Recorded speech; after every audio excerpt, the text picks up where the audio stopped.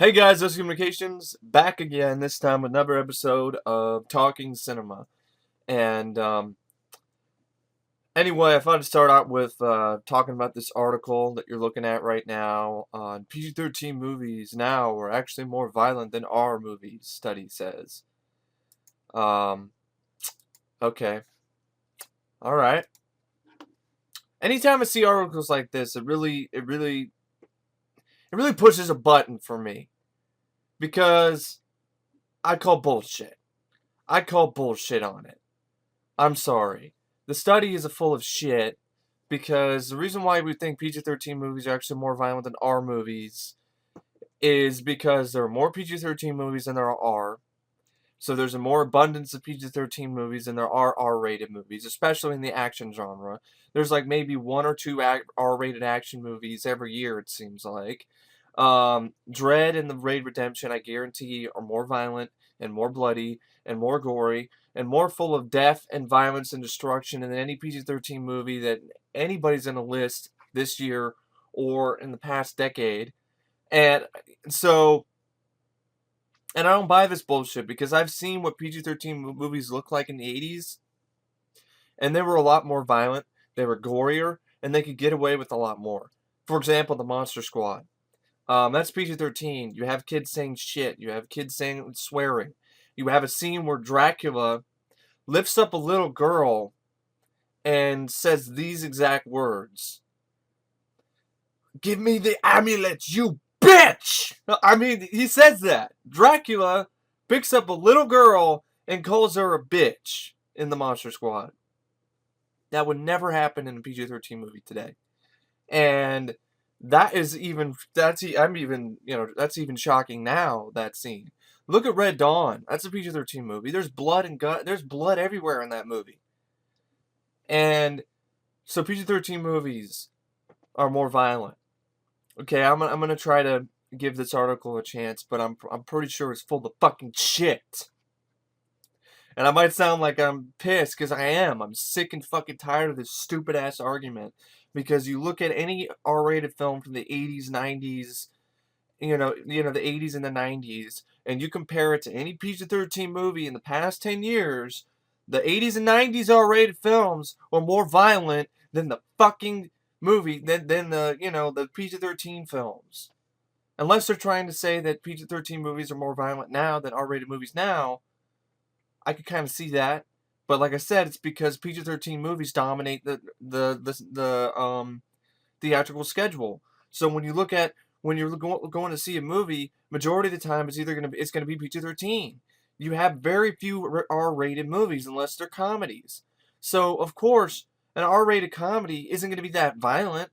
So the competition the PG-13 movies have is with R-rated comedies in terms of raunchiness and so forth. So what have you got now? Like, you have just abundance of, excuse me, this is how I feel. This fucking bullshit gives me indigestion. You have an abundance of PG-13 films versus R-rated movies. There's not a lot of R-rated films, especially in the action genre or in the horror genre. They're making more and more PG-13 horror movies lately. And so, of course, if you're going to have anything that's compete with the PG-13 now in terms of violence, it's a horror film or an action movie. But majority of the action movies are PG-13. Even Expendables 3 is going to be PG-13, which I'll get more on that shit later. But yeah. So anyway, going into this article. In theory, the PG-13 rating is supposed to protect younger teens from adult elements like sex or violence. In practice, however, anyone who's ever seen Skyfall or The Dark Knight knows that these movies can actually get away with quite a lot of brutality. Right there, this article automatically turns me off by using those two examples. For those of you like me who are a veteran of film, who have seen hundreds and dozens of, tons of movies, and especially in the action genre, for those of you like me, saying that Skyfall and The Dark Knight are brutal is a bunch of fucking bullshit. It's a bunch of fucking horse shit to say that Skyfall and The Dark Knight are brutal movies that get away with quite a lot of brutality. What the fuck in Skyfall is that brutal? A train crashes through. A train crashes through. What is it like? Crash through the floor. The scene in the beginning where he's fighting some dudes on the train. He gets shot. How is Skyfall that brutal? The most brutal scene I can think of in Skyfall is when Javier Bardem takes out his, the parts of his face, because he's all scarred and fucked up. That's about as close as I can think of when it gets brutal, but it's not really that brutal. In The Dark Knight, I'm sick and fucking tired of hearing that being used as a reason why PG-13 movies can be just as violent as R-rated movies. Because take away the goddamn pencil trick scene, you got nothing. You got absolutely fucking nothing. And I'm also sick and tired of hearing that movie being called the greatest action movie in the past 20 years. My ass. I like the movie, but I will say it right here and now. And I don't care how many people thumbs down this video. I don't care how many people get pissed at me. This is my opinion. You're entitled to feel differently if you want. The Dark Knight is the most overrated movie of all time. Especially right now. The most overrated movie of all time. This is not a 9.0 out of 10. It's a good film, but you take away the Joker, you got a shitty movie. You have Aaron Eckhart, who does the best he can, but he doesn't have that much of screen time, and his Two-Face is killed off way too fast, and Batman killed him. Great. So, take away Heath Ledger's performance, it's not nearly that impressive. Heath Ledger is what made it impressive. Heath Ledger is what made it a good film. Bale and his mumble mouth didn't help matters much, and the plot was okay, but, Heath Ledger made that film. But even though he was great, and may he rest in peace, this is not a movie that should be considered the best superhero movie of all time. The best movie of all time. The best action movie in the past 20 years. The best, I don't get it. I don't get it. That's it. I don't understand. It's a good movie. In some ways, it's a great film. But it is not the greatest movie of all time. So, just putting that, it's not better than Blade Runner. It's not better than 2001: A Space Odyssey. It's not better than The Shining. It should not be higher rated than The Godfather. It should not be higher rated than, a lot of other great movies. It's good, and at points great. But it's not the greatest movie of all time. That's at least how I feel. I don't even think there even is a greatest movie of all time. I don't even think Citizen Kane is the greatest movie ever made. But that's me. That's my opinion. So anybody's entitled to feel differently, and I don't have a problem with that. What I do have a problem with is people being dicks about it. So please, don't be an asshole about it. I'm saying The Dark Knight is the most overrated movie of all time for right now. Because it just gets so much unbelievable amount of praise for things that it doesn't deserve to be praised for. Especially in an action movie. That is not a good action movie. That movie is not an action film. The Dark Knight, in my opinion, is not Speed. Okay, Speed is an action movie. Die Hard is an action movie. The Dark Knight is a crime thriller drama with Batman in it. It's like Heat, but with Batman. I don't even call Heat an action movie, although it has a really good shootout scene. But I don't call Heat an action film. The Dark Knight is a crime drama thriller with Batman in it. It's not an action movie. None of the action sequences are that memorable. Go ahead and tell me what? The thing shows up on the bike.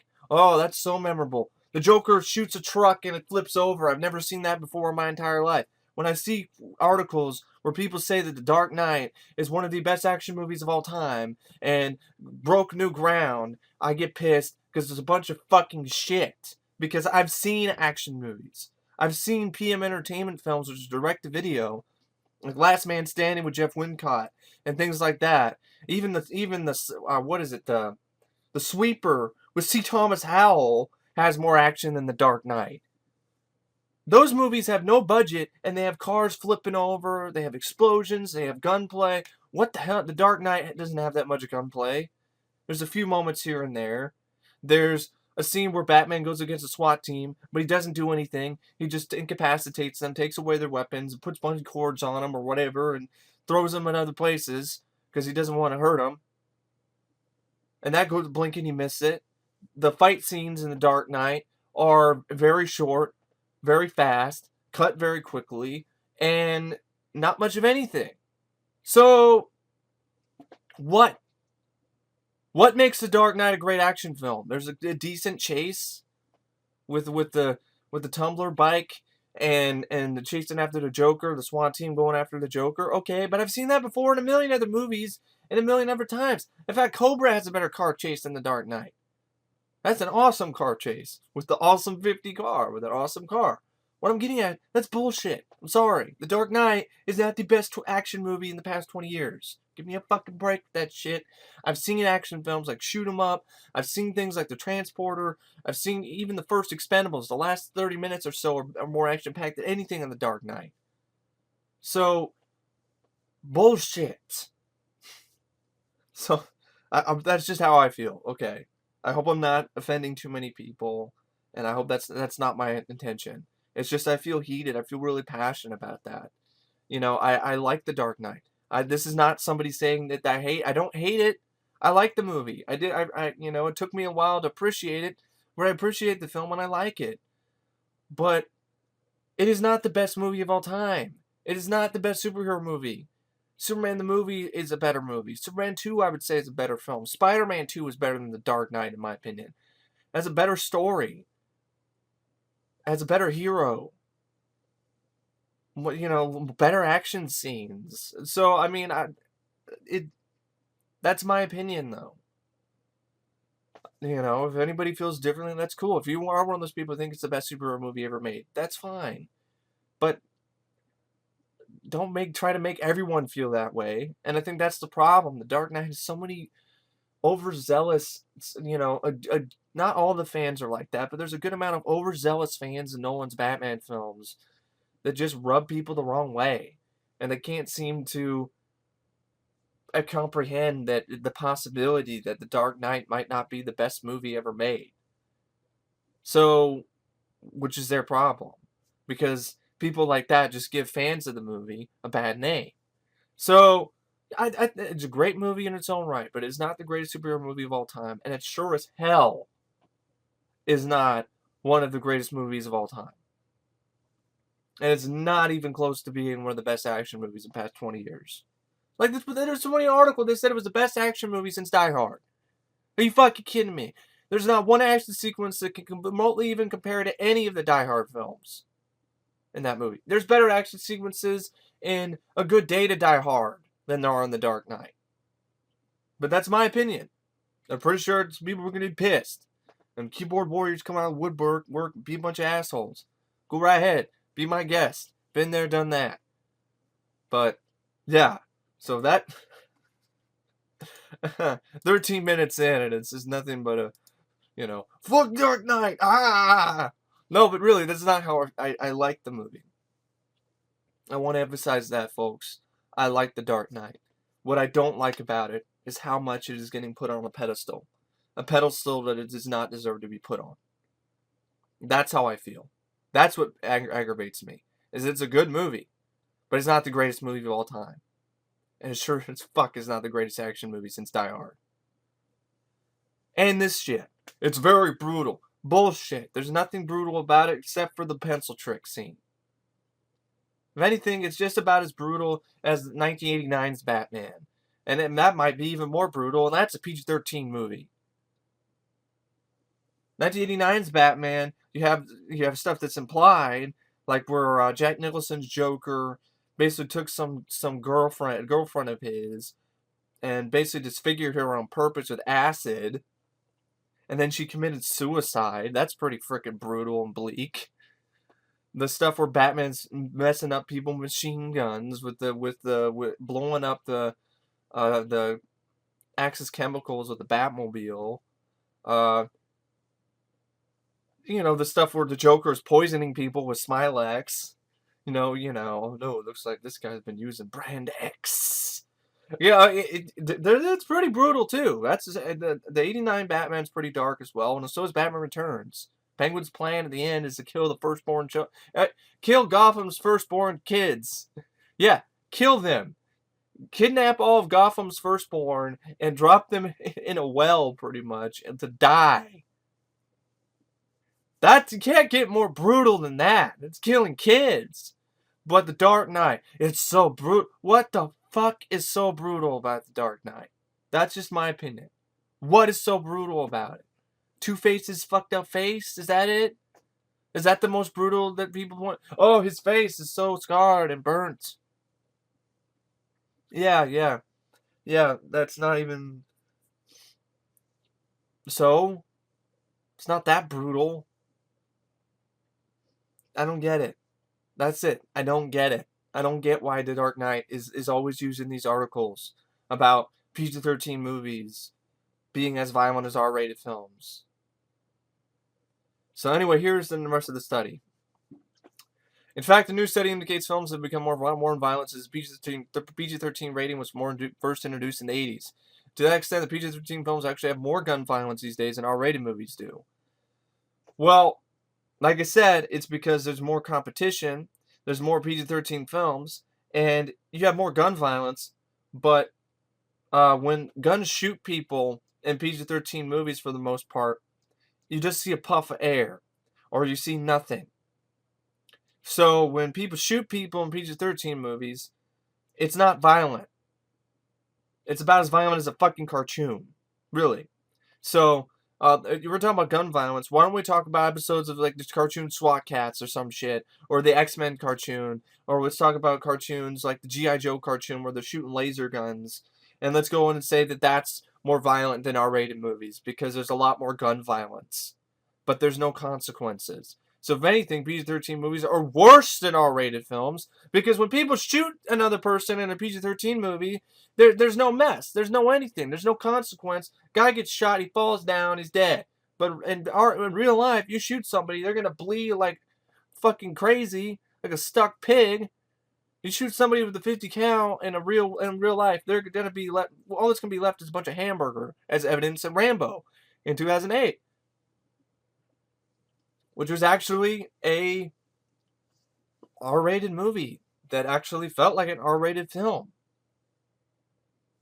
And I call bullshit. I don't care if you have more scenes with people shooting guns in PG-13 movies than the 80s and 90s action films. Because that's not necessarily violent. That's not what I think of when I think of violence in an action movie. When I think of violence in an action movie, I think of stuff like in the Street Fighter where Sonny Chiba rips some dude's balls off. I think of stuff in Commando where Arnold cuts some guy's arm off, or he slices top of somebody's head off with a saw blade.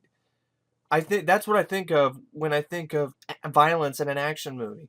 I think of the scene in Total Recall where Arnold grabs a dead guy and uses him as a shield. Okay?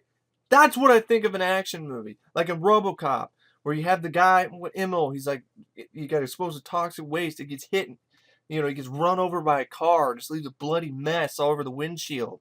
I think of the whole scene where Boddicker got there, I think he has the upper hand of RoboCop. And he's like, "Sayonara, RoboCop," and then he takes out his data spike, stabs him right in the throat, and blood just sprays like a fountain. That's what I think of when I think of violence in a movie. I don't think of more gun violence. So more gunplay, where they use guns that shoot bullets that just leave that I guess incinerate people's insides and leave no blood or anything. That's what I think of when I think of that's violent. That's violent. That's fucking child's play. Give me a fucking break. Not more violent than 80s, 90s action movies. Bullshit. Think about Wanted Dead or Alive with Rutger Hauer, where he takes a grenade and puts it right in Gene Simmons' mouth. Boom, blows his head up. That's what I think of when I think of violence. This shit nowadays is pussy-fied bullshit. And if articles like this just make it worse and just make it Hollywood think that, oh, we are making violent action movies, which is a bunch of shit. It's just a fucking lie. I'm sorry, I don't care how many studies you fucking make. Gun violence does not equal violence. Gun violence is not the same as overall violence in a movie. Not even fucking close. So this is the study, they say. The study, which conducted by Ohio State University and UPenn's Annenberg Public Policy Center, will be published in December to issue a Pediatrics magazine. Why is this being published in Pediatrics magazine? Isn't that a magazine for pediatric doctors or kids? What? Researchers analyzed over 900 films, which were among all the top 30 grossers of each year from 1950 to 2012. They found the amount of gun violence in movies is more than doubled in frequency during that time. Oh, you chose the top grossers. That's the problem. Because a lot of the top grossing action movies really, honestly, weren't the most violent action movies. And, yeah, we'll choose the top grossing 30 grossers from each year. Oh, you're not going to... Yeah, that's a bunch of fucking bullshit now. Because you're going to choose the top grossers. That's why your study's fucked up. You should be taking Paul Verhoeven films and comparing them to PG-13 movies today. You do that, end of fucking discussion. Paul Verhoeven's movies are more violent than any PG-13 movie today. But no, that's why the study is a bunch of bullshit, because your fucking setup is stupid, because you set it up from the top 30 grossers from each year through 1950 through 2012. Just because it made the most money doesn't mean it's the most violent. What kind of fucking reasoning does that mean? Because they're thinking that's because that's the ones that watched the most. It's still a shitty reasoning. The increase was even more steep among PG-13 movies. Gun violence in PG-13 films has more than tripled since the rating was first introduced in the mid-80s, says the researchers. The level of violence in PG-13 films has been roughly on par with those of R-rated movies since 2009. In 2012, PG-13 movies actually surpassed R-rated films in that regard. Reason why? Because they realized that we can have gunplay, but we don't have any consequences. Like I said, there's no blood, there's no guts, there's no gore. So, in my opinion, it's not violent. It's like watching a fucking cartoon. Am I going to watch a cartoon, like I said, G.I. Joe, and I'll be like, that's too violent? No. There's no consequences to it, and that's actually worse. These conclusions don't mean there's no distinction between hard R action scenes and PG-13 ones. It doesn't make a distinction between pro-violence and anti-violence movies. Who cares? That's not the point. For example, it's the acts of aggression and acts of self-defense. But to indicate the difference, R-rated titles and offensively kid-friendly PG-13 titles aren't different as we'd like to believe. They sure as fuck are. Annenberg's Dan Romer, one of the co-authors in the study, explained these findings are particularly worrying because of the weapons effect, a previously proven psychological phenomenon whereby seeing the depiction of gun makes people act more violently. Yeah, that's a bunch of bullshit. We know that movies teach our children how adults behave, and they make gun use appear exciting and attractive. What a bunch of fucking shit! The same people said video games cause people to kill people. That's a bunch of fucking bullshit. This guy's a hack. He's full of shit, and this article is full of shit, and the fucking study is full of shit. Just like this whole fucking idea that PG-13 movies now are just as violent as R-rated movies back in the day is full of fucking shit. Total Recall, RoboCop, Starship Troopers. Put those right up with the PG-13 movies today, and all three of those are more violent than anything come out today. PG-13. Any day of the fucking week. Take the goriest 80s slasher film, put it up against a PG-13 horror film. The 80s slasher film is more violent. This should be fucking common sense. We should not have arguments over people saying that the PG-13 movies are actually just as violent as R-rated movies from the 80s and 90s. And that's a bunch of fucking shit. Like, anybody who knows better would just look at this and scoff at it, just like I am, and just be absolutely gobsmacked that this argument is still being made. Romer said studios are taking films with a lot of violence and putting them into the PG-13 category. It's just MPA crackdown on violence. We treat sex as R. We should treat extreme gun violence as R. It's not extreme gun violence! How the fuck is that extreme gun violence? This motherfucker Romer needs to sit his ass down and watch RoboCop. Just watch the original RoboCop. Not the piece of shit remake. Watch the original RoboCop or watch Total Recall. The original, not the fucking remake. Sit down and watch either one of those. Okay? Sit your ass down, watch RoboCop, and tell me that any PG-13 movie has extreme gun violence. RoboCop blows some dude's fucking balls apart. RoboCop, there's Ed 219 turns some dude into a bloody mess. Kenny gets torn to shreds by the Ed 219. Watch that scene by itself, and you tell me that this pussy-ass bullshit in PG-13 action movies like the RoboFuck remake, where he's shooting people in shaky cam and nothing, you see nothing, you just see a dude fall down, is extreme gun violence. But change may not be a simple matter of how you can hold with the change. That study only examines high-grossing films. Knowledge is as much about the movie audience as it does the movie makers. Violence sells. We recognize that, and the movie industry realizes it. No. You know what? Violence doesn't sell anymore because you don't really see anything that's violent in theaters. And if you do, it doesn't make money. Dread 3D, violent, edgy, hard, badass, flop. It doesn't sell that much unless you have something like Expendables or Expendables 2, which sold because it had all these different cast members in it. What sells is the PG-13 pussy-fied bullshit. Not the hard R stuff. But anyway. Woo! Fuck that article. Fuck that guy. Fuck that study. If you agree with it, that's cool. I sure as hell don't. That is a bunch of fucking bullshit. That whole idea, that whole premise, PG-13 movies today are just as violent as R-rated movies from the 80s and 90s or back in the day, is just fucking ridiculous. It's a joke. So, that's how I feel. I don't know about you. That's how I feel. And I think I've explained myself pretty well. No way. No fucking way. Is that true? Now I'm on Cinema Blend and taking a look at movie news, some more movie news, because that's what this is. We're talking cinema. Batman vs. Superman movie. What we know so far. We know that it's called Dawn of Justice, which why don't you just call it World's Finest? Why does it have to be called Dawn of Justice? Another subtitle for a new movie that sounds like a fucking album cover for an 80s hair metal band. Great job, Hollywood. I can't say it enough. It's it does. It's like Dawn of Justice by Vigilante. I mean, give me Age of Extinction by, I'm trying to think of by Primal or some shit. I mean, come on, what the fuck? The subtitle is corny as hell. I'm not going to support that. I barely support the movie enough as it is, and that's just awful. It should just be called Batman vs. Superman. Why do we need anything next to it? Even a fucking 12-year-old kid would know this is stupid. But no, we're just going forward with this.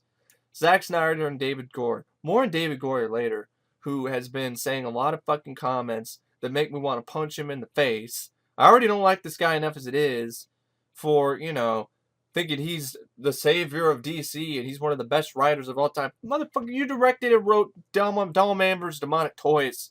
You wrote the screenplay for Kickboxer 2 where you killed off Van Damme's character off screen. You wrote and directed Blade Trinity. Okay, you're not untouchable.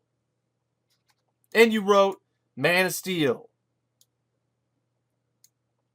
Which I don't want to see him do more Superman because he doesn't fucking understand how to write the character. It's not, the problem isn't about Superman throwing Zod through a bunch of buildings. It's the way the plot is executed, the way things are put together is half-assed and not with a lot of heart or soul. And the whole scene where he kills Zod, how the hell did he figure out how to crack his neck expertly when he didn't even know how to fight throughout the entire movie? So I guess he just suddenly just figured it out. It's not that easy to learn how to crack somebody's neck properly, and it takes some training. And I guess Superman just figured it out just because he needed to crack his neck in the script because the script said so. The script said so, and the blood said so too. And then, and then directly after that, he cracks his neck and he's like, ah! And you're like, oh yeah, you killed Zod. Okay, he killed your father, and he was going to kill everyone on Earth.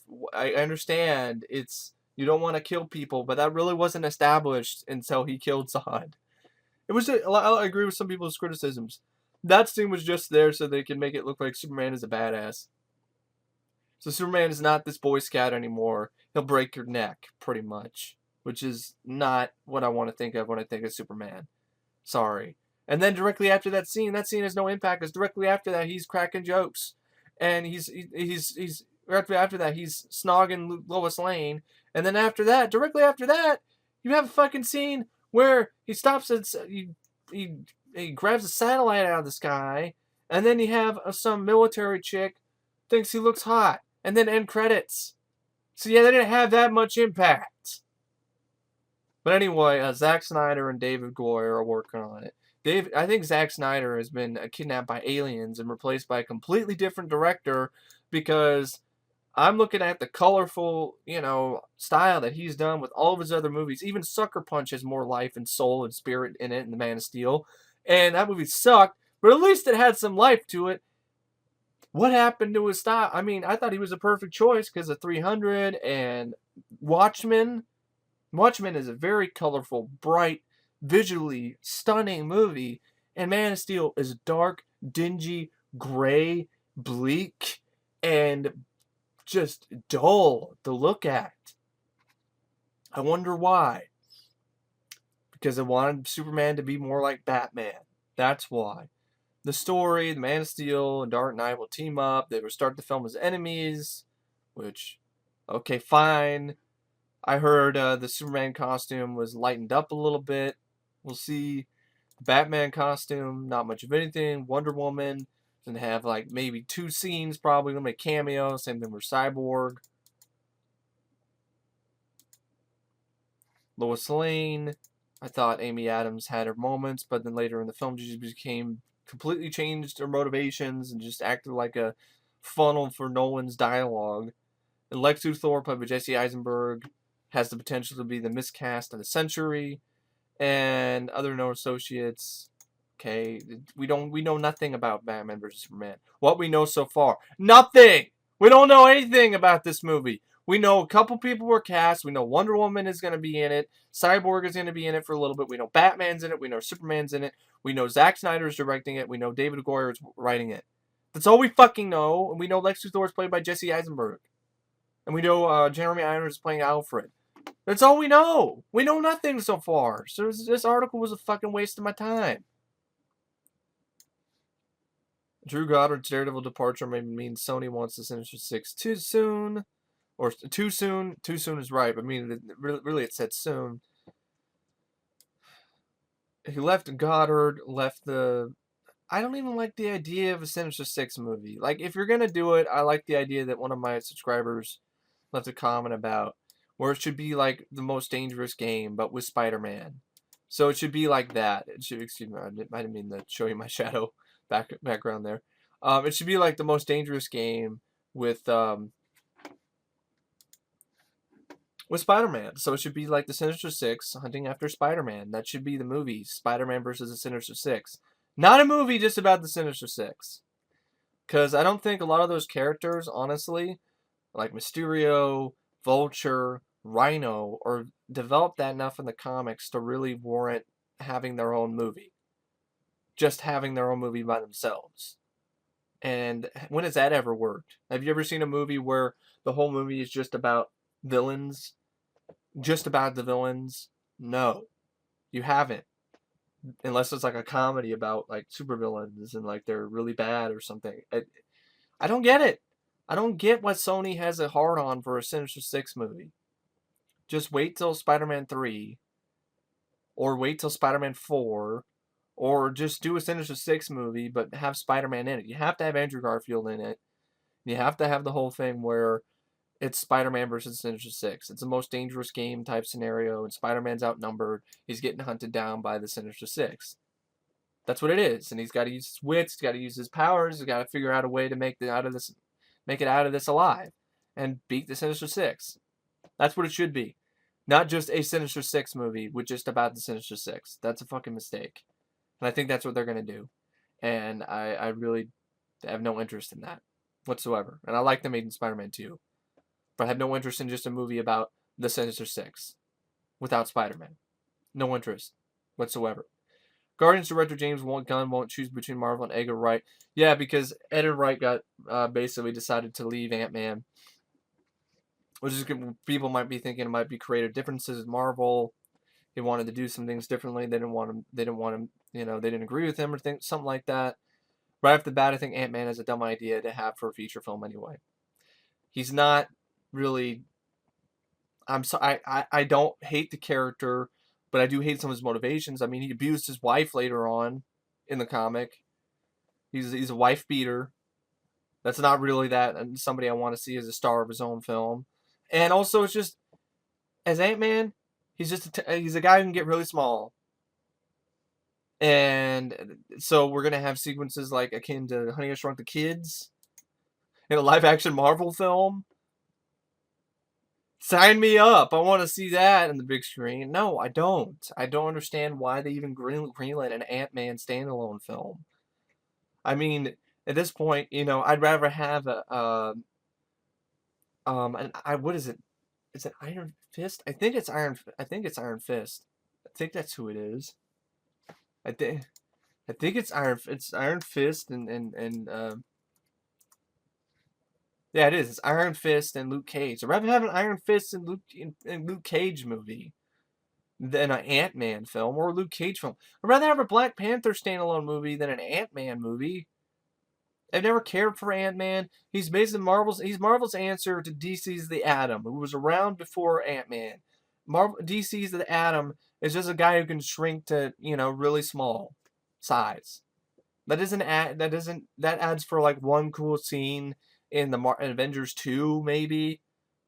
With stuff give him a few scenes in an Avengers sequel, but not his own movie. I don't see how Ant-Man works as its own movie. So, when it was announced they were doing an Ant-Man movie, I wasn't that impressed. I wasn't that excited, and I'm still not excited. And Edgar Wright left. The reason why I was interested in it was because Edgar Wright was going to direct it, and I really like Edgar Wright's work, but he's not doing it now. So, there went my interest in that movie.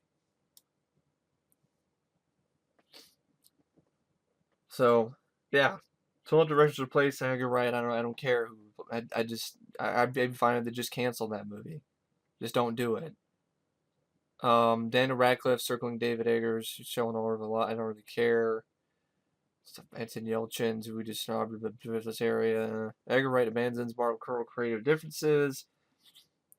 Adam Sandler eventually chooses progress based on where he liked a vacation. Wow, that's pretty pathetic, Adam. Just basically abusing people. That explains why his movies suck so much, because he's just making them because he wants to go on vacation. Well, why don't you just retire then, and then go on your vacations instead of making shitty movies while you're on vacation, Adam? How did they film Quicksilver's amazing X-Men days? I don't really care because I've seen clips of that and I'm like, what is I keep doing that. Stop. It's a bad habit of mine.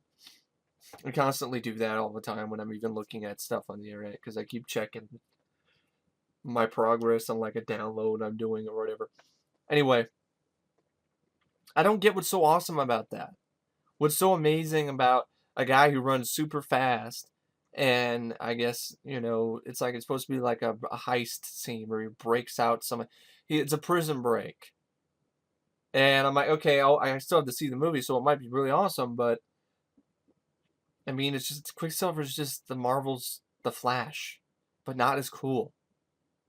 That's what he is. He's Marvel's answer to The Flash, but he's not as cool. And in this movie, I swear to God, he looks like Tobey Maguire in a bad wig. Days of Future Past made $8.1 million through late Thursday showings. I haven't seen it yet, but I heard about the ending, which doesn't really... We're going to push the reset button. Great. Oh, so if you liked X-Men and X-Men 2, thought those were great superhero films, fuck you.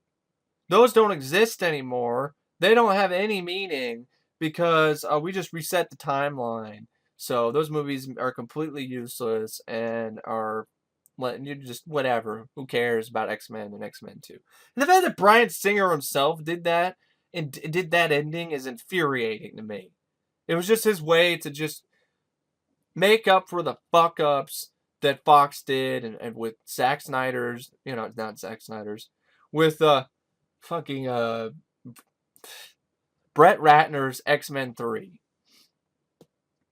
So he could just, make up for that, how they fucked up the Dark Phoenix storyline and just start over from scratch. Also, so he could probably just explain away the continuity errors in this sequel and the other sequels, because now it's all starting from, the ground up. Which, in my opinion, you might as well just made a fucking reboot. Instead of fucking around with the audience and the fans and just saying, fuck you, none of that ever happened now, deal with it, we're rebooting everything, like the Star Trek franchise. Which the more and more I think about it, the more and more I don't like that idea. That they just completely rebooted the Star Trek franchise and made it so the other timelines never fucking existed. And it was this timeline all along. Screams fucking laziness by a screenwriter. Instead of doing a reboot of the series with new cast and new actors, a new Cyclops, which they should have done in the first place when they did First Class, instead of First Class of rejects, they should have had just a simple 1960s, time period reboot of the X-Men based on the original comic book storylines, the first few comics with Beast, and he doesn't have to turn blue and furry. He could just be Beast like he was in the first comics. And you have Angel, and you have someone said Mary Jane. You have Jean Grey, and you have Iceman, and you have Cyclops. Wolverine wasn't part of the original team. I'm fine with that. If they did a reboot with just the original team members from the original run of the X-Men, that makes sense. Doing a reboot, but not really prequel in First Class with Xavier and Magneto and Mystique, who was not even in that timeline at any point, remember correctly, in any comic. But I could be completely wrong, and I probably am, because I'm not going to say I'm an X-Men expert, but the comics that I've read, I don't remember ever seeing that storyline. And then you have the whole thing with Havoc. Havoc is Cyclops' brother. Like, why would Havoc be in that time period, but not Cyclops? It makes no fucking sense. And then you have Angel Salvador, never heard of. Darwin, never heard of him. So you have a bunch of lame-ass fucking mutants as your team. Beast is like the only one. And Mystique. Only ones that, I guess, or, Xavier, that have any sort of, but Magneto's part of the team too, which I never fucking remember that happened. Magneto being a member of the X-Men. But anyway, that's a whole nother story. What I'm talking about, that's I haven't seen the movie yet, but that's aggravating to me. That the movie would end like that. Where it's like, push the goddamn reset button. It's the laziest fucking excuse to start over, to start anew, start with a clean slate, to make up for whatever bullshit you fucked up on. And that's just lame. I think it should be unacceptable. Movie franchises should not be able to push the reset button to make up for mistakes that they made earlier. Star Trek is not like they had to push a reset button, because Star Trek 6 is a great movie. So you didn't have to really push the reset button on that franchise. X-Men 3 has its moments, but ultimately I don't really care for it because it fucks up the Dark Phoenix storyline so much. And I did not care for First Class. So, in my opinion, setting the reset button just pisses me off even more. Because, you're here, Cyclops is still alive now. Because we killed, don't worry about X-Men 3 where we fucked up and we killed him off and we killed Professor X. None of that ever happened. Be happy. Fuck that, no! Own your mistakes. Own them. Just admit it. Don't fucking reset shit and think I'm just going to forget about it. I'm not going to forget about X-Men 3 and how badly you fucked that storyline up. So, good luck with X-Men Apocalypse. But, I don't know. I haven't seen X-Men Days of Future Past yet. I'm probably not going to see it anytime soon in the theater. I understand. That's how I feel. I think it's fucking infuriating to have a franchise that, fucked up a good thing that much to just get away with just pushing the reset button at the end of the latest film. That's just aggravating to me. Anthony Mackie will be Jimi Hendrix in upcoming biopic. Okay, I like Anthony Mackie. I'll wait for a trailer for that. Sean Penn is going to be in an action film, The Gunman, which I'm curious about to see what he can do. You know, Sean Penn in an action film. I don't think I've ever seen that before. Pierre Morel, who did Taken, is directing it. Wait for a trailer.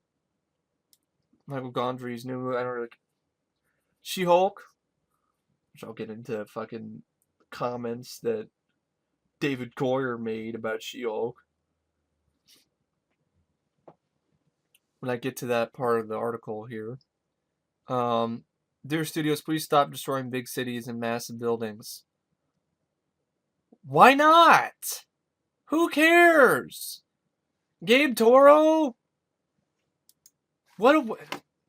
Keep doing that. Fuck. It's because it pisses me off. Gabe Toro? What the fuck are you talking about?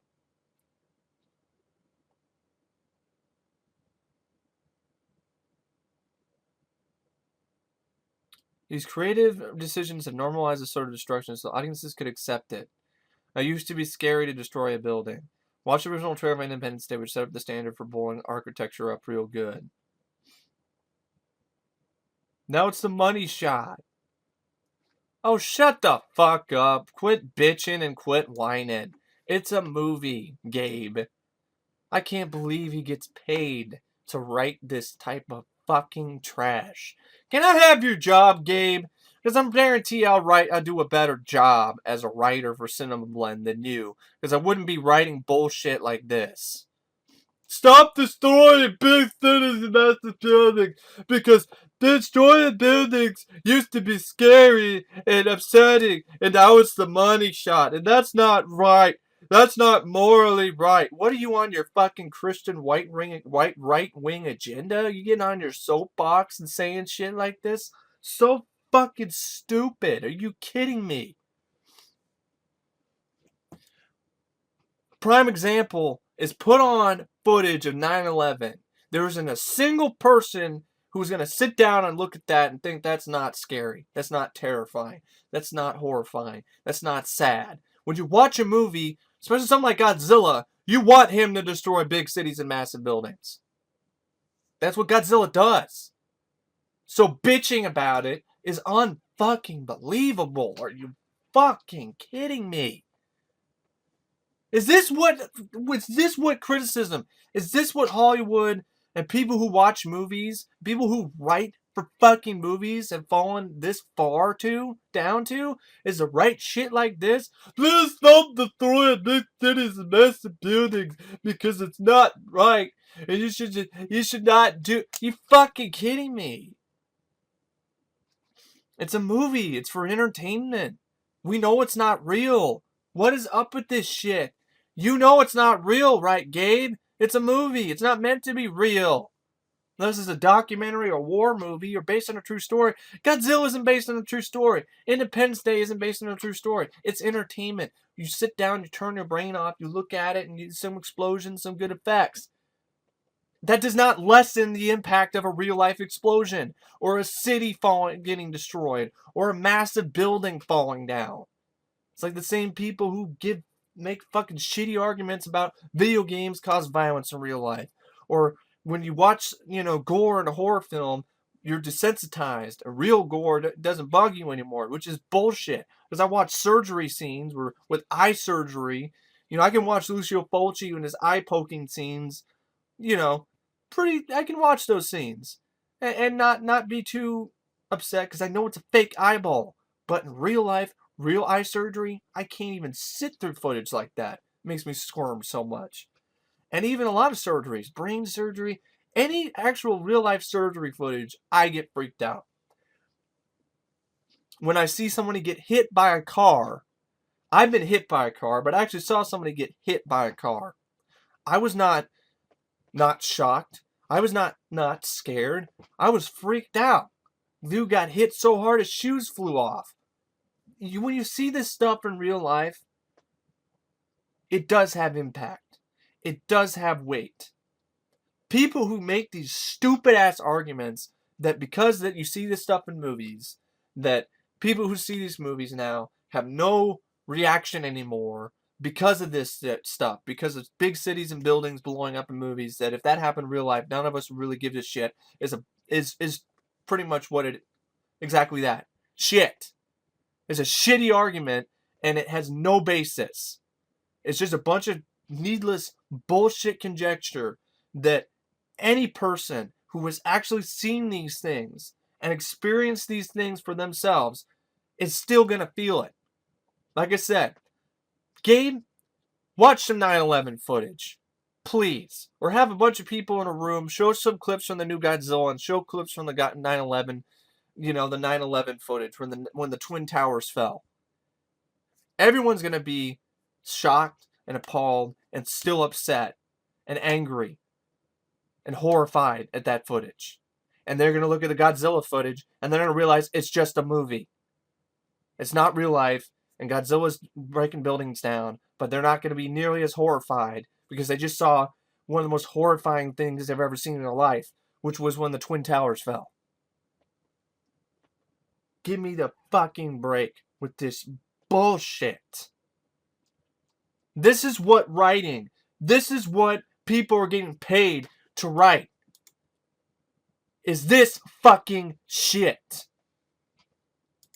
Damn right I sound pissed, because I'm passionate about films. And this is just giving films a bad fucking name. It's the same shit that video game fans had to deal with when people thought that video games are the reason why the Columbine shootings happened. Because they played Doom a lot. It's just about as ridiculous as that argument. Give me a fucking break, Gabe. Get off your high horse. If you're not going to do it on your own accord, I and a bunch of other people, if not hundreds, if not thousands of other fans of movies, will knock you off it for you.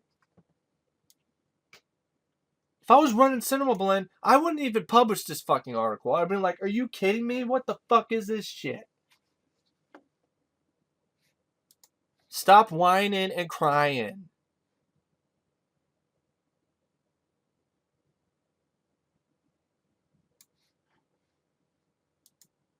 Ridiculous.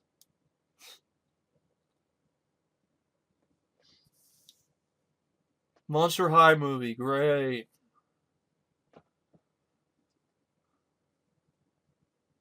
Well, that's great. Marvel Avengers assemble on social media to grant a dying fan's wish. That's really nice.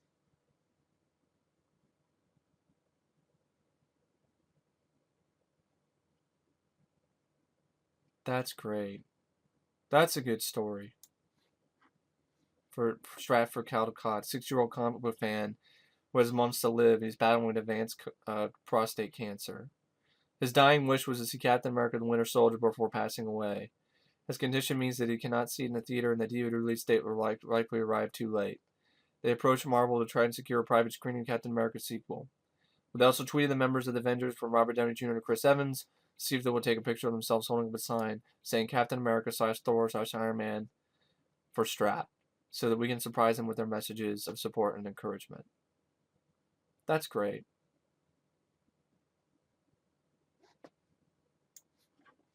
Now that's a story.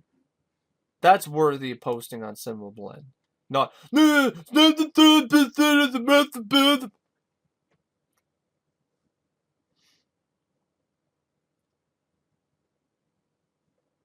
Apocalypse is at the end credit scene.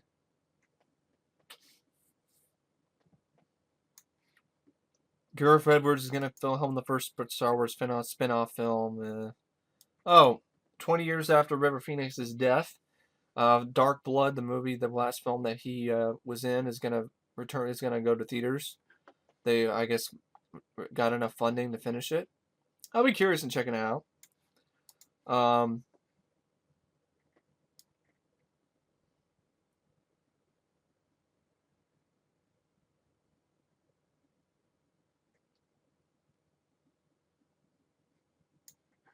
Yeah, it was like a strange movie. It was almost like David Lynch in its approach.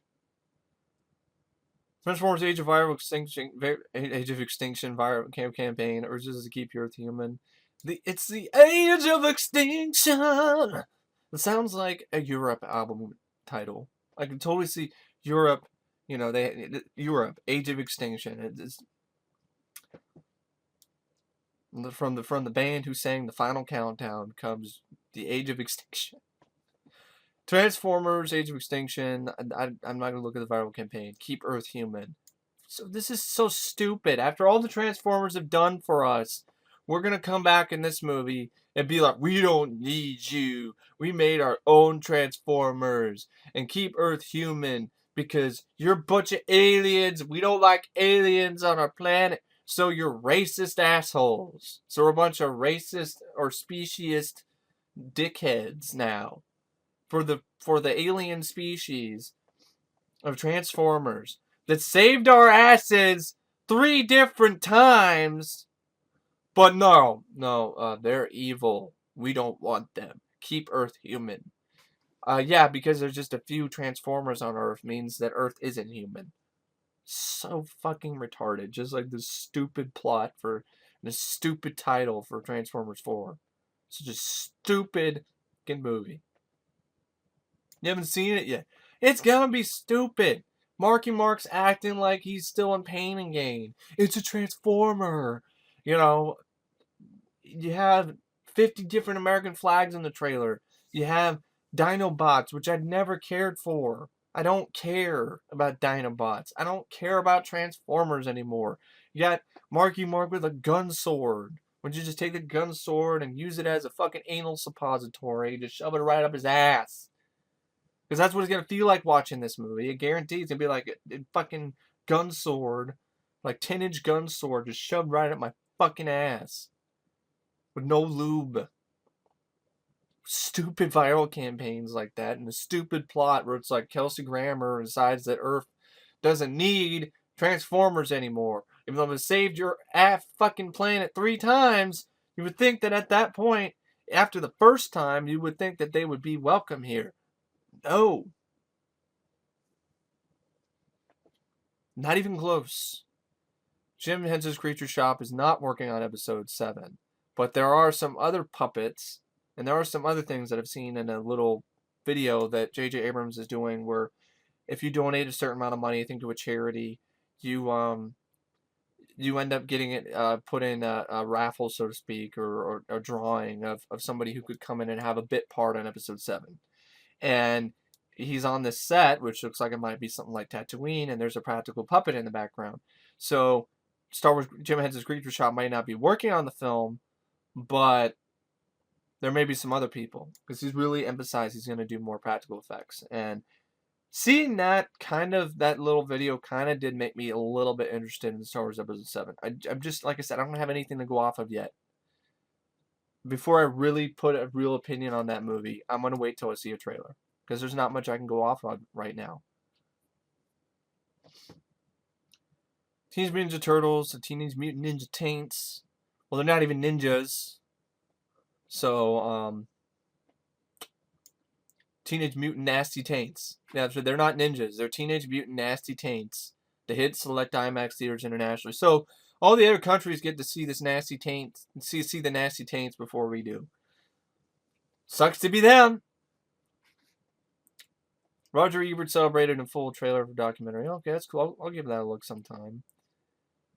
Big Hero 6, which is actually based on a Marvel comic. Doesn't look like it. Just looks like the Incredibles teaser joke repeated with this fat-ass robot. It looks like a marshmallow that can't fit in his suit. Ha ha ha. Hilarious. Skyline's actually getting a sequel. Beyond Skyline. I don't like that title. Beyond Skyline. That's so corny. But okay. I still have to see Skyline, so I don't know what to say about that. We'll see. Moving on without the directors, the brothers Strauss. Bonzo Caron offered The Shining prequel. We don't need a fucking prequel of The Shining. I don't even need to look at that. We don't need one. Yeah, David S. Goyer. Yeah, this shit. This is what David S. Goyer. This is his real, what he really said. Okay, this is what Goyer actually said. One of these comments about She-Hulk. And right, this is what makes me want to punch the guy. I have a theory about She-Hulk, which was created by men, right? And at that time in particular, I think 95% of comic book readers are men. And certainly almost all the comic book writers are men.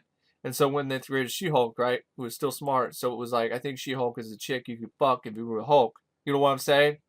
She-Hulk was an extension of the male power fantasy. So it's like if I'm going to be this geek who becomes a Hulk, let's create a giant green porn star that only the Hulk could fuck. I am absolutely stunned by these fucking comments. DC, enjoy your David Goyer. Enjoy this fucking guy who's is just a fucking horrible piece of shit. Who's heading your films. This is the guy you hired to be in charge of your films. This guy sounds like a drunk fucking frat boy.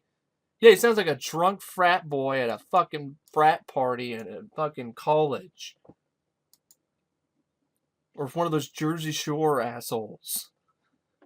This guy couldn't be more wrong. And also, his whole idea of she's only it's just, she created something, it's like, She-Hulk is a chick you could fuck if you were the Hulk. You know what I'm saying? And it's like, no, I don't know what you're saying, because She-Hulk, she is Bruce Banner's cousin. So what you're saying is you were promoting incest. You're saying, so yeah, you would want to fuck your sister, am I right? It's like, no, I wouldn't want to fuck my sister. Even if she did look like a porn star, you fucking dick. This guy doesn't know what the fuck he's talking about. And this guy is running your fucking films. This is the guy who is behind your entire film franchise of DC comic movies. DC, this is the guy who's heading it. Get his ass out of there right now, because he is gonna fuck it up. I think he already fucked it up with Man of Steel. And I don't care. He wrote some comics. He might have wrote some good comics here and there. It doesn't seem like he read half the comics as well. And he hasn't read She-Hulk. Obviously, he's going to say stupid shit like that. And she's hot. She looks that way. But later in the comic, she's evolved into a completely different character. She's smart. She's sexy. She's a lawyer.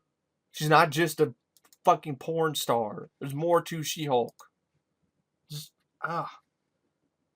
horrible. What an asshole. Michael Fassbender reveals the truth behind Magneto's connection to Quicksilver. I already know he's Quicksilver's father. We know that. I don't even know the truth. I know that. Sin City Dame to Kill For, saw the trailer. It didn't look like much. Jonah Hill, Channing Tatum meet their new dorm mates in 22. I saw that clip. It's just their new dorm mates are two identical twins, and that was not that scene was not funny at all. That kind of made me worry about that movie, because the trailer looked like fun, but that scene that they showed a clip of because they thought was so funny wasn't funny at all. In one instance, it was just awkward and entirely unfunny, with just two black guys who were two black identical twin men. And they're repeating the same things. Jonah Hill and Channing Tatum try to do the same thing and fail miserably, and we're supposed to laugh, and it really did not work at any point. Dawn of the Planet of the Apes impressive motion capture, it still looks like CGI. Benedict Cumberbatch, Adam Scott joined. I don't really care about Black Mass. Colin Firth tries to debunk Emma Stone. I don't really care about Woody Allen's new movie. I don't care about Woody Allen. I don't like Woody Allen. I don't like his movies. It's not my cup of tea. 5-year-old Bob Boy. That was nice. J.K. Simmons throw a chair. Equation Whiplash. My opinion, he will forever be J. Jonah Jameson. He was just perfect for that. Stephen King's It movie adaptation moves a new line. We don't need another It. They're not going to do better than Tim Curry. Just not going to. Batman vs. Superman, Dawn of Justice. When I first saw this, watching Jennifer Aniston deal with some ruthless people, I thought it was like a remake of Ruthless People, but with Jennifer Aniston. Like, stop remaking 80s movies. Damn it. But no, that's not it. Still not really that interested. Lego movie spinoff Ninjago. Oh, so it's just a Lego Ninja. Okay. Not really that excited about Fast and Furious 7's insurance claim. Do I really care about insurance claim being the largest movie history? Is that really news? Do we really need to know that? Coen Brothers to rewrite Steven Spielberg's entitled Cold War drama. Okay. Check out Mallrats. I don't need to see them hanging out in a hot tub together. I don't need to see the Mallrats cast hanging out in a hot tub together. I don't need to see it. This is the clip that showed that it looked like. See, look, looks like practical. You know, he's asking, you know, if you help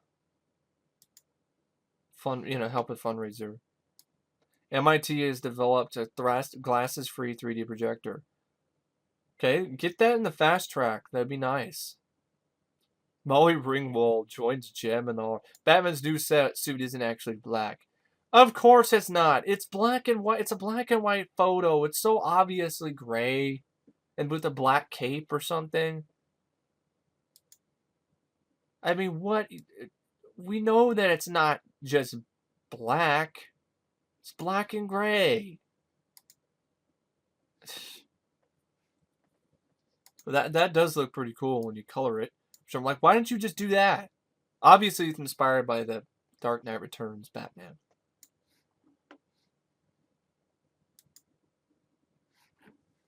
They should have just released a color photo anyway, so then you wouldn't have useless articles like this. Batman's new suit isn't actually black. Duh! Yeah, when I look at a black and white photograph, yeah, I can't tell the difference between colors in a black and white photograph. I know it's black and white. It's a black and white photograph. So I know that he's not wearing white. I know he's either wearing black or gray. That's why they shouldn't have had a black and white photo. A black and white photo really wasn't the best idea anyway. It just looks bland. They should have just released the color photo first, so then you wouldn't have people bitching. That looks so much better than this. That you look at that, you have no reaction to it. Like, oh, okay. You look at that, you're like, wow, that's cool. Look at this.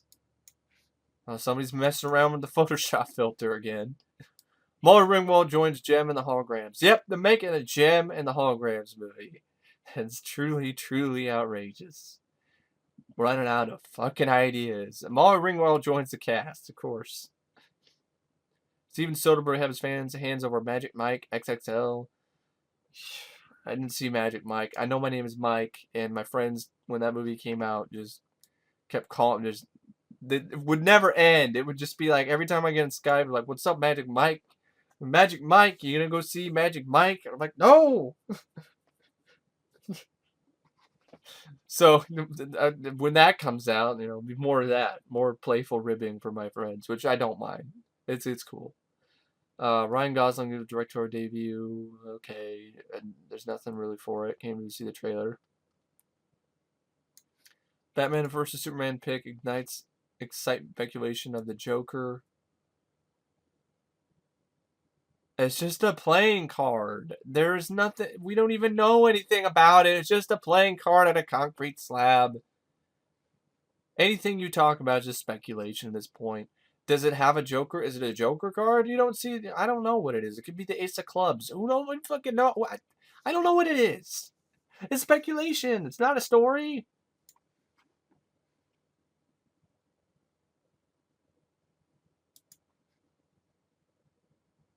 Drew Struzan to possibly come out of retirement with Star Wars Episode 7. Cool. I would look forward to see his poster for Star Wars Episode 7. Did a great job for Kingdom of the Crystal Skull. Guardians of the Galaxy trailer, I saw the new one. It looked great. I love the teaser. The new trailer was just as good. I'm really looking forward to that one. In defense of Roland Emmerich's Godzilla.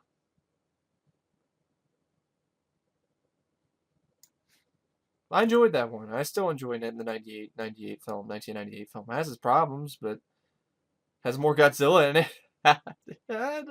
But the new ones like Jaws and the old Godzillas. Do you have any other examples other than Jaws and the old Godzilla? I'm waiting. Do you? Jaws was in itself a happy accident because Steven Spielberg wasn't intending on making the movie suspense-filled character drama with very few scenes of the shark. He originally wanted it to be a lot of the shark, but the shark wouldn't work, so then he had to improvise.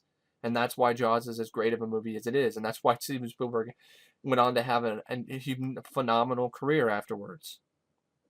Because of one thing. The damn shark didn't work.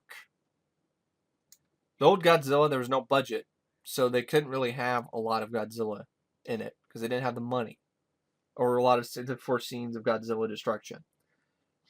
A 2014 film that has a $160 million budget has no excuses not to have more than 15 minutes of Godzilla in it. In an over 2-hour long film. No excuses. And in order for a film like that, which is a lot of character development and characters, you have to give a shit about the characters. Comparing the new Godzilla to Jaws is not fair. Because the new Godzilla has characters that are nowhere near as memorable as Brody or I know his name.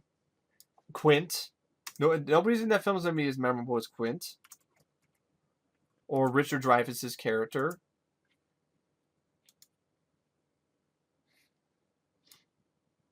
Hooper. So you don't have anybody as memorable or as likable as Hooper, Quint, or Brody. You have Ford Brody, who wants to be Brody, but isn't even close to it. He has an accent that sounds like it came from another planet. I don't know where. I don't know what accent is he trying. He's trying to sound like Ryan Gosling.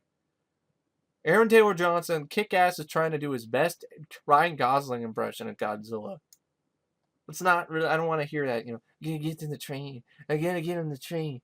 I gotta get on the night train to care. Night train to terror. You know where the night train to terror is? I gotta get on the night train to terror. Gotta find Godzilla. I gotta find Godzilla. This isn't just. I don't get that accent, and I probably didn't do it that well. But I just saw that.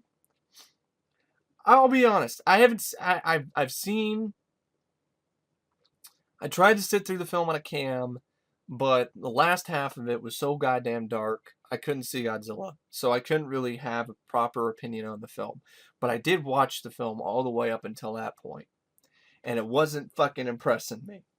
You had monsters that looked like they came from Cloverfield, and the Mutos and the Bofos, or the mucus brains and mucus heads, and you had Bryan Cranston, who was billed as a star, who fucking dies, and then you're left with Kick-Ass running around with a rifle with a bunch of fucking cannon fodder soldiers trying to disarm a bomb. And this is supposed to be a group of nuke experts who supposedly know what they're doing, but the only one who knows what the fuck they're doing is Aaron Taylor Johnson, so only Kick-Ass knows how to disarm the bomb out of a group of nuke experts.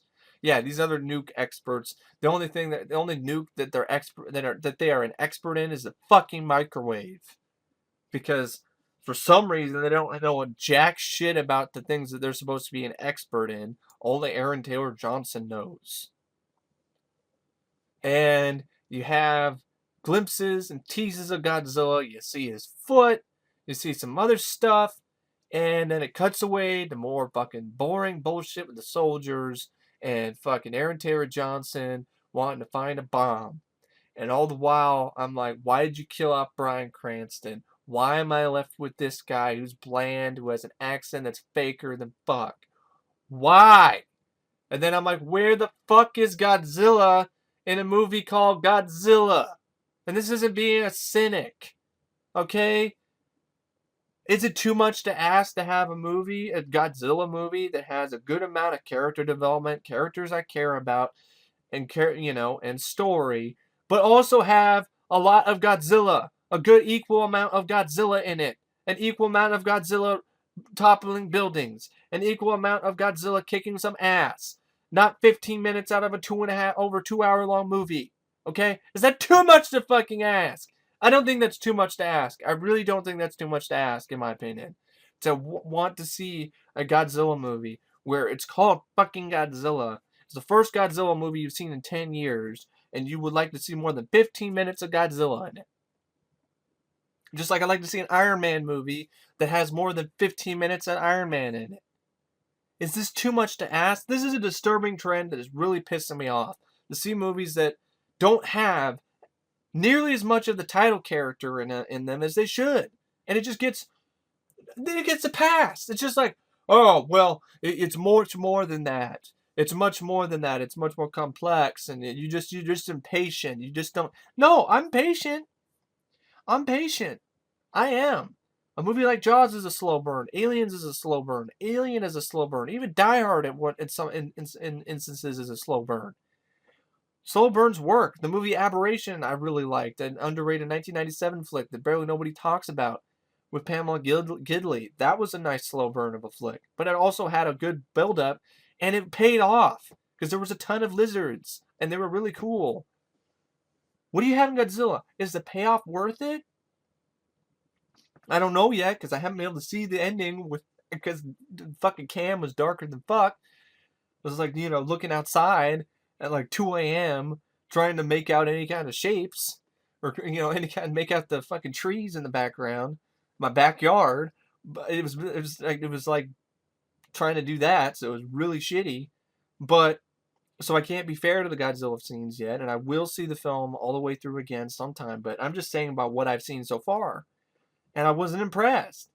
And I don't see any reason why, if I did finally see the last 15 minutes of Godzilla, where he fucks up some Mutos, where I'd be like, yeah, the best Godzilla ever, the best movie, awesome, great movie, I loved it. And I'm like, when you have a Godzilla fight that cuts away from the fighting to some fucking scene where Aaron Taylor Johnson's kid is watching the fight on TV, watching the coverage of the fight on TV.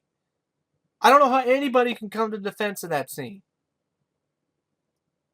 Would you be fine with that if you had a fighting movie where, for example, let's have a Spider-Man movie and you have a fight scene between Spider-Man and Venom, and then they're fighting and it's a good fight, and then they cut away to Mary Jane watching the fight on TV, watching the coverage of the fight on TV in the middle of the fight. You'd be like, what the fuck is this? Why don't we go back to Spider-Man fighting Venom? I don't want to see Mary Jane looking at watching the fucking TV. What the fuck is this shit? Go back to the Venom fight. You'd be upset. Okay, we'll watch a Rocky movie. Rocky's boxing some guy. Okay, he's boxing Ivan Drago, and then in the middle of the fight, you cut to you cut to somebody like his kid, like at home watching the fight.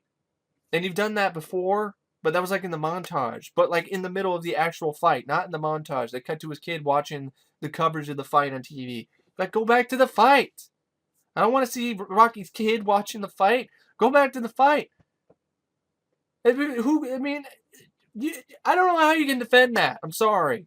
I'd love to see somebody defend that. Please defend that sequence of events where you have a fight with Godzilla and a Muto, and it cuts to Aaron Taylor Johnson's kid watching the coverage on TV. Oh, there's a badass monster fight going on right now, but you can't see it because we got to show news coverage. I'd love to see you defend that scene. And I haven't seen the scene itself, but just by hearing what that scene is, my brain cannot process that scene into something that's good. And I'm just saying, Godzilla, 15 minutes of Godzilla. I don't think it's not Jaws because it only has one character, and that character sucks. I've seen all the way up to the climax, and that character sucks ass. Aaron Taylor Johnson is a fucking... He's a wood. Knock on wood. He's a piece of fucking wood. He's a wooden actor. He has no charisma. His accent is faker than fuck. And I'm pissed already because Bryan Cranston got fucking killed off. So you have an opportunity to have a good lead that's equal to Roy Scheider in Jaws, and you kill him off and leave me with this, I gotta get in the train. Get in the train. The train gotta... Yeah. Who gives... I don't give a fuck about Kick-Ass in this movie. So... that's the problem. That is your character development. That is the character. That's your slow burn, folks. You're supposed to root for this guy. And I don't root for this guy. I would be perfectly fine if Godzilla stepped on his ass. So anyway, yeah, that's my little bit of opinions on the new Godzilla, and I will expand upon it more when I actually see the movie all the way through. But I've seen it all the way up until the ending, and that was dark as fuck, and I couldn't see shit, and it really wasn't worth it for me.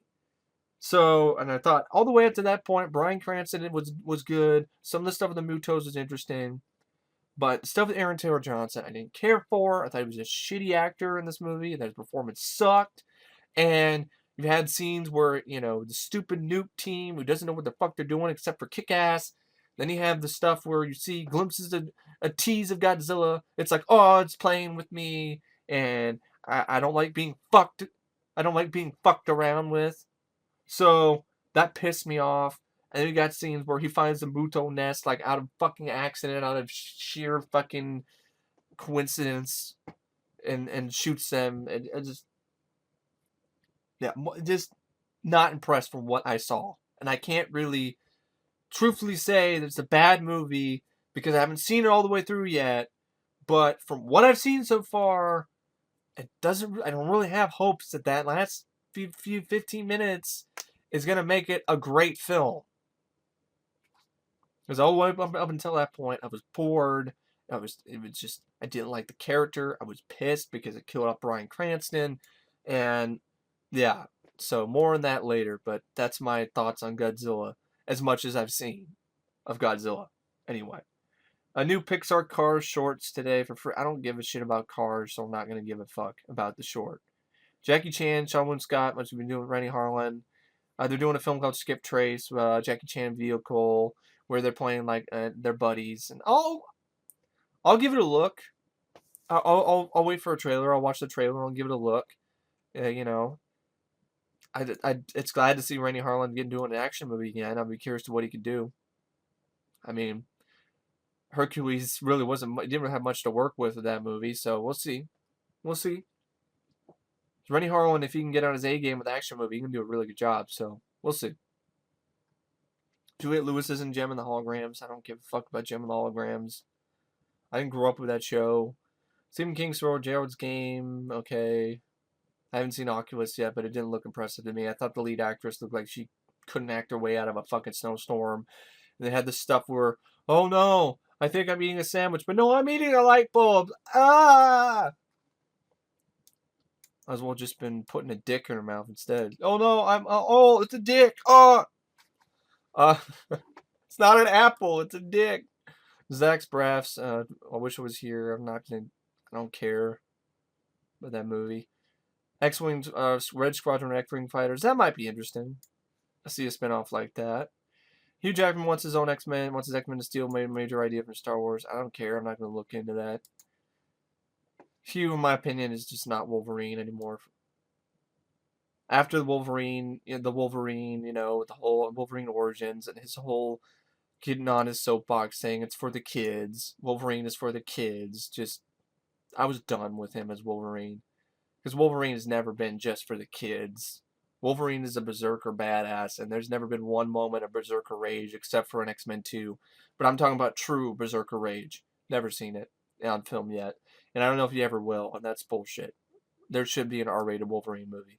And the unrated cut of the Wolverine doesn't count, with CGI added blood and a few extra scenes of him fighting ninjas. Still not a true R-rated, hardcore Wolverine movie. Aaron Taylor Johnson said Godzilla 2 could pull from Jaws inspirations. Well, the first one's already a lot like Jaws, according to people, but to me it doesn't seem anything like Jaws. You don't have three characters that go on a boat, go after a giant shark. You have one Aaron Taylor Johnson who has a shitty fake-ass accent and can't carry a film, and with a silly name, and Ford Brody. And you have one actor who could do it, Bryan Cranston, who dies. If it was like Jaws, then Jaws would have had Roy Scheider die 30 minutes into the movie. I just stop. It just pisses me off. Same thing with fucking pretentious ass articles that say shit like, well, Godzilla is not you know, it's not like for couch potatoes and just a fucking shitty article that my friend Matt already talked about. And like one of his um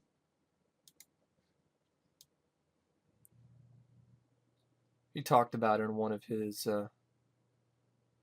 videos.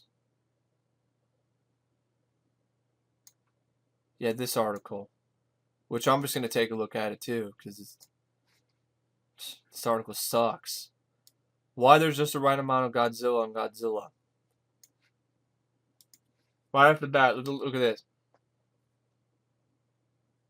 Essentially, the idea is to make a movie that captures how the world might react to the discovery of giant prehistoric monsters, maintaining the intensity of a monster movie, but handling everything in the most realistic way possible.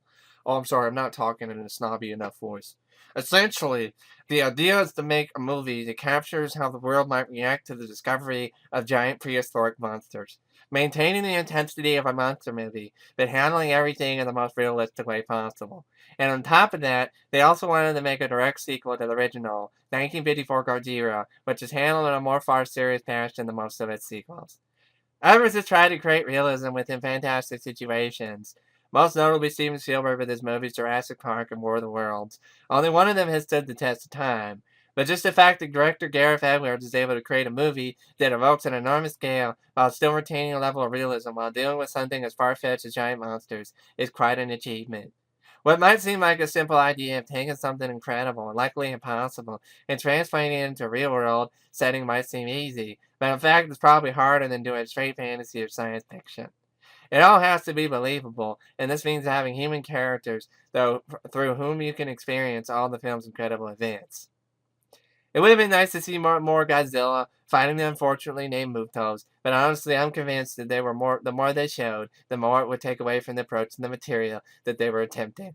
We've also seen giant monsters and robots destroying things many times before, but not only in the original Godzilla movies, but in Guillermo del Toro's Pacific Rim, and all America-based Transformers movies. It's not something that's particularly novel or new compared to how it was handled in Edwards' movie. Until the final battle, the monsters always shown from the perspective of humans, and honestly, no real person put in that situation would just stand around with their iPhones out, trying to take pictures of fine movies where the giant monsters are knocking entire buildings down all around them. No, they would run, they would hide, they would find shelter, and chances are only a few people would get glimpses of the monsters while doing so, much like what we see during the movie. The problem is that we're living in the age of couch potatoes who just want to sit around in their easy chairs and watch the biggest spectacle possible. And just because the movie isn't just wall-to-wall Godzilla fighting other monsters, they leave the movie feeling disappointed. But that's the thing. If the movie spent an hour showing Godzilla fighting other monsters, it'd be pretty impressive and would immediately take us out of what the filmmakers are trying to achieve, since instead of fight would just drive home the point that would never, because this can never happen in real life. For whatever reason, seeing these monsters fighting on the television screen is much closer to how we might experience a monster invasion if we weren't physically there. And I'm done. I'm not going to read the rest of it. But you get the point here. That's what it sounds like to me. You're entitled to your opinion, but this guy is a pretentious fucking prick. His opinion seems like, I am God. Listen to me and only me with this shit, like saying that, oh, it's not a bunch of fucking couch potatoes, like this fucking shit. Yeah, War of the Worlds I think still holds up pretty well. And in what way is this a sequel to the 1954 Godzilla? What fucking way?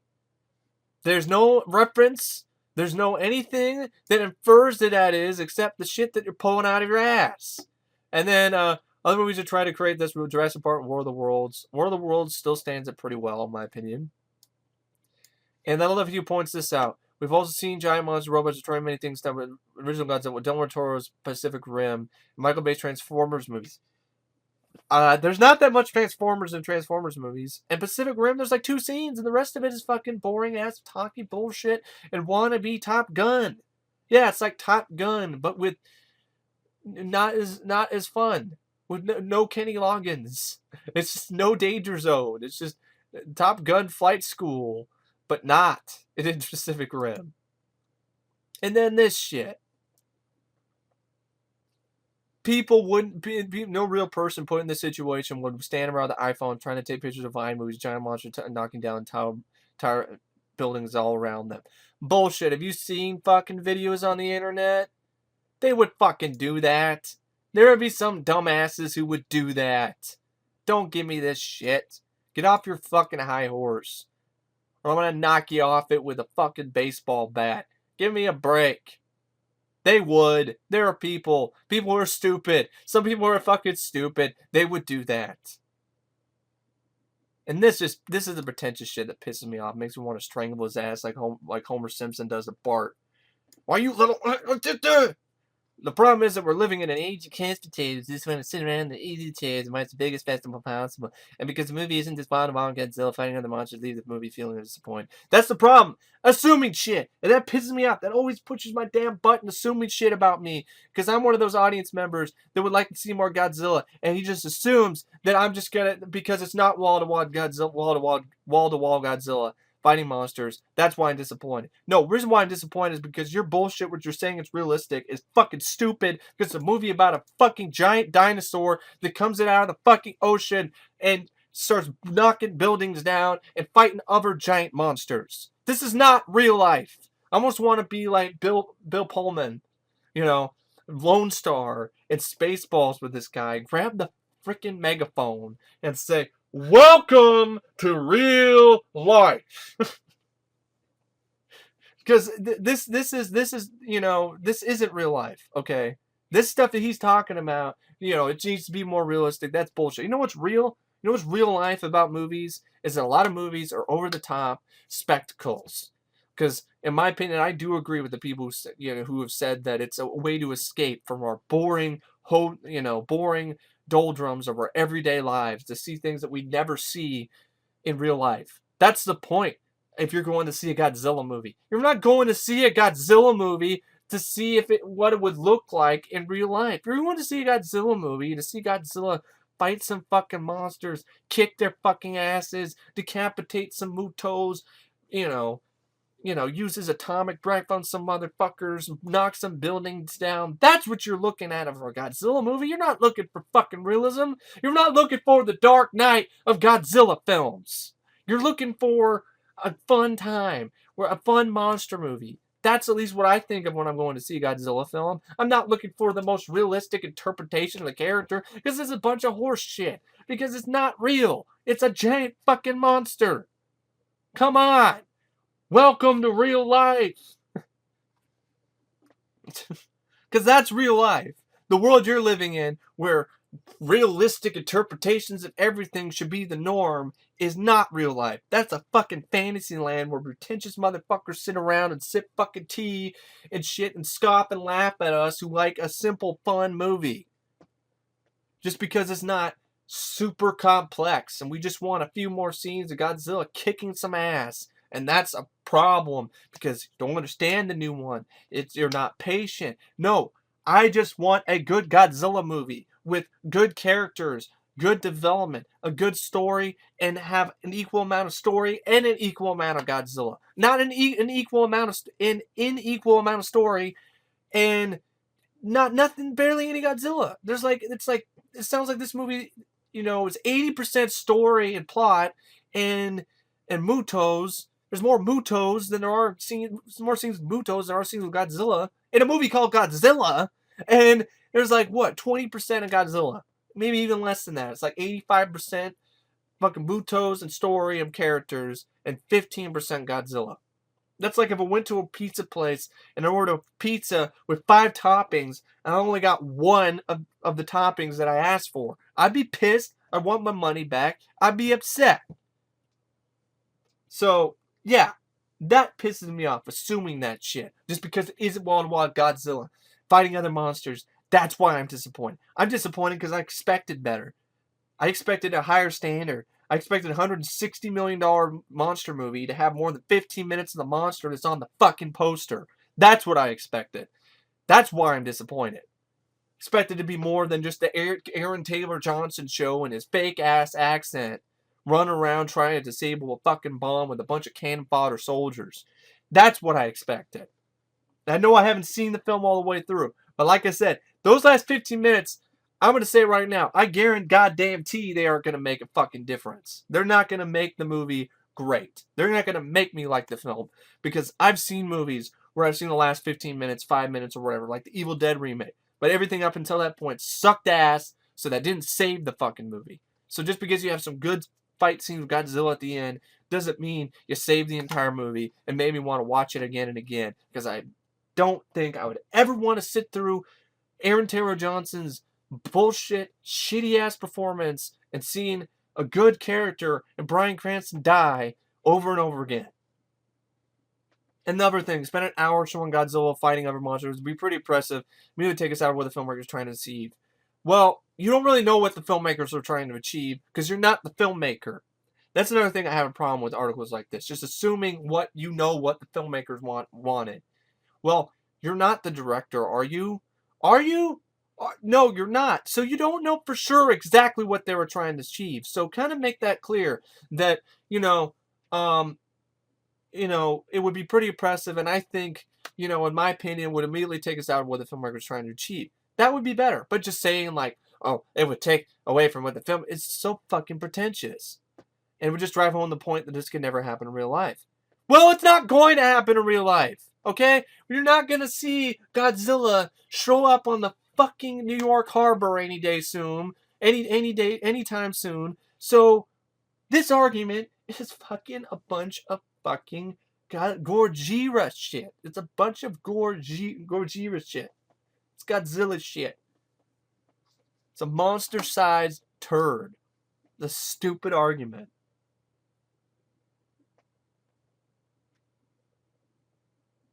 And Pacific Rim was handled less seriously? Oh, bullshit. Pacific Rim had tons of serious moments that were just lame. How would you experience a monster invasion as possible? I don't give a fuck! This is a problem I have. And I don't care how controversial it is, and I don't care if I'm an hour and a half into this. I'm having fun.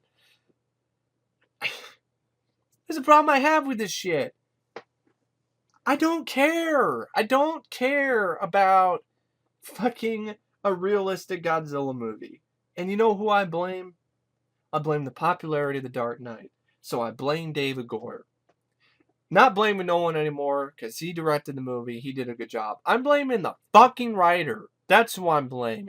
I think Nolan also helped write The Dark Knight. Well then, I'm blaming both of them. Out of spite. And this is my opinion. Feel free to feel differently. But after the huge, massive success of The Dark Knight, every goddamn movie started to become more realistic. Every superhero film tried to be more like that, except for some of the Marvel movies. But you even had that with shit like Iron Man 3 trying to be their own Dark Knight. And now you have constantly tons and tons of these movies that are just story, character, plot. Fuck the hero, we'll give him like 15 minutes. Even in The Amazing Spider-Man, which I liked, a lot of that was screen time for Gwen and Peter. And it would be nice just to see a movie all about Spider-Man. Or a movie just consistently all about Captain America. Even though I really like Winter Soldier, and that did a good job balancing those elements. I thought that was a good example of a movie that balanced those elements really well. But how about a movie all about Iron Man? A Godzilla film that's all about fucking Godzilla. And if you're going to have characters, they better be fucking likable, and they better be pretty damn good and well written. And Aaron Taylor Johnson isn't one of them. Bryan Cranston was, and they killed him off. And now you have fucking... So, that's it. I blame them. I blame Nolan. I blame Goyer. I blame the Warner Brothers. I blame the fucking Dark Knight and its massive success. Because after that, it caused a chain reaction where it seemed like one of the most popular choices now with fantasy, fun, superhero, comic book, monster movies is to make it more realistic. And I will say it, I'll say it again. Fuck realism. If I want realism, I'll go look out my front door. Okay, I'll go walk out my front door and I'll go take a walk around outside. Okay, that's what I'll do to get realism. When I go see a movie, unless it's a documentary, a based on a true story, or a fucking war film, I don't want realism. Okay, I want to sit down, I want to enjoy myself, I want to see something that I would not see in real life. Okay? Because that's why I go to the movies, to escape, to go to places and see things that I would never see. Godzilla being more realistic is such a stupid ass idea, in my opinion. Because at the end of the day, it's still a movie about a giant fucking monster. But it's made more realistic. Who gives a fuck? It's still a movie about a giant monster fighting other giant monsters.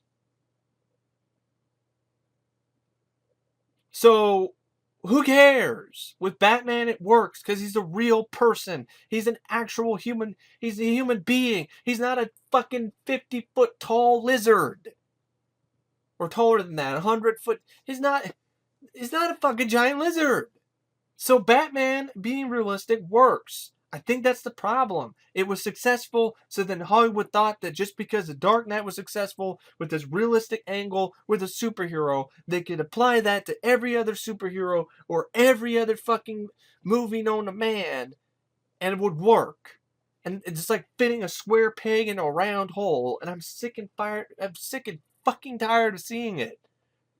Is it too much to ask to have a fun, good time at the movie? Just sit down, and just enjoy myself and have a fun monster movie? A Godzilla movie where I have a good amount of Godzilla kicking ass? It's not teasing me. And to have characters I give a shit about? Is that too much? The illusion of story, the illusion of character, but not having characters I give a shit about is not character building to me. Just because you tried to do it doesn't mean you did it. Because if you don't do it right, you didn't do it. Anyway. Yeah, I had to. I had to give my thoughts on that. I had to. There's a lot of ranting in this one. And, I don't know if where do I leave off on the last one? If I have, like, way more to go through, like, 3 hours, oh, no, I'm almost where I was. I already saw that one. Okay. Looks like this is the last page. Okay. Well, if it's the last page, I'm just going to go from the bottom here. Look it up real quick. ABC's of Death 2. Okay, I'll wait for a trailer for that because I like the ABC's. Not all of the ABC's of Death segments, but a good amount of them are good. Purge, Breakout, Escape. I don't give a shit about the game. Foxcatcher. I saw that as a wrestling movie. What better way but end it with this? Sylvester Stallone explains about Expendables 3 would be PG-13. Here we are approaching the 2-hour mark, but hey, I'm having fun. I'm not stopping. I got a lot of shit off my chest. I already feel better. So during production on The Expendables, Sylvester Stallone famously claimed the movie would be PG-13. It wasn't. Rumble 2 was shot. Chuck Norris and Stallone later himself implied it would be PG-13 to satisfy younger fans. It wasn't. And now which rating do you think Stallone's claiming The Expendables 3 to go with? Well, according to Salon, the Massive Expendables recast, it was extended upon cans with raucous attitude, revving up on the famous red carpet and tank. It was there Stallone dropped the bomb on the fans. We want to reach as many people as possible. It's very close to an R. Believe me, it's right there. But I think we owe it to the next generation. We thought we'd join that club for a while. Sly, I love you, man. I do. But the new generation doesn't give a fuck about you, man. You should know this already by the box office receipts for any movie not named Expendables. Bullet to my balls. Bullet to the head. Flop. Escape Plan flopped in the U.S.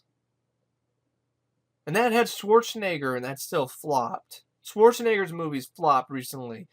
Sabotage flopped. It dropped ass. You have fucking...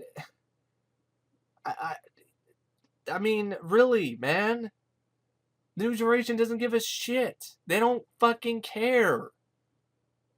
Saying that you're doing it for the new generation pisses me off because it just means you're just giving me fans of you. I'm a huge fan of you, Sly. You're inspiration to me. And then a huge fan of Arnold, and a huge fan of all these guys, Dolph and Wesley Snipes and all. But hiring these fucking young kids, Kellen Lutz motherfuckers, and saying it's gonna be PG-13, it's just giving me a big fucking middle finger. Giving fans like me who they bleed classic action. They bleed old school action. And you're just like, I think we owe it to the next generation. You're like, the next generation doesn't give a fuck about you, man. We care about you. I care about you.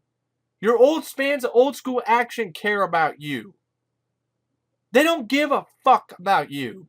So saying you're doing it for them, for a fan base that doesn't give a fuck about you, is just fucking upsetting, man. It's pissing me off. It's like you're betraying us, in a way. It's like you're betraying the old school fans and just trying to make a fucking buck, which doesn't make any sense because Expendables 2 was a hit. Domestically, the gross dropped from 103 to 85 million, which isn't that much of a drop, according to what people would say, because then it made a shit ton of money overseas, so you still made your profit. So you're going to make a PG-13 for that new generation who's not going to go see it. So it's going to be a flop.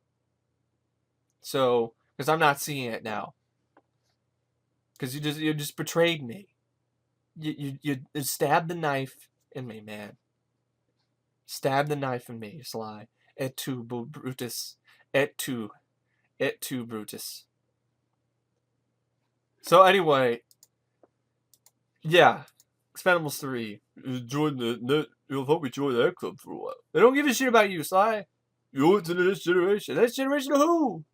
Of who? And who? Who gives a fuck about Expendables 3? Or Wesley Snipes? Or Jet Li, Arnold Schwarzenegger, Antonio Banderas, Stallone, or you, Sly, or Schwarzenegger. And you have a new guy who's in the cast whose name is fucking Smiley. His name is Smiley. Smiley. I'm not kidding. That's his real name. I didn't make that shit up, but just for shits and giggles, that's his real name. Smiley. S-M-I-L-E-E. Smiley.